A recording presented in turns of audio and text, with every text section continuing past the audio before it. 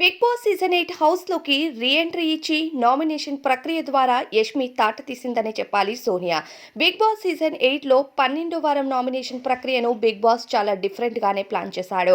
12వ వారం నామినేషన్ ప్రక్రియలో big boss season 8 house నుండి ఎవరైతే ఎలిమినేట్ అయ్యి బయటికి వెళ్లారో ఆ కొంతమంది కంటెస్టెంట్స్‌ని హౌస్‌లోకి పిలిపించి వారికి నచ్చని కంటెస్టెంట్స్ వారి వల్ల బయటికి వెళ్లి వీళ్ళు నెగటివిటీని తెచ్చుకున్న కంటెస్టెంట్స్ లోపలికి వచ్చి మరోసారి వాళ్ళని నామినేషన్స్‌లోకి వేసే అవకాశం బిగ్ బాస్ ఇచ్చాడు.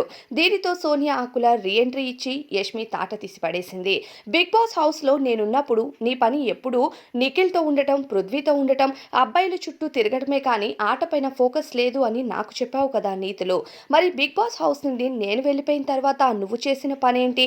అదే నిఖిల్‌తో ఫ్రెండ్‌షిప్పో, మోర్ దెన్ ఫ్రెండ్‌షిప్పో ఏం చేశావా అన్నది తెలీదు. చూసే ఆడియన్స్‌కి ఎలా కనెక్ట్ అవుతుందా అన్నది పక్కన పెట్టు. కానీ మరి నేను చేసిన తప్పుని నువ్వెలా చేశావు?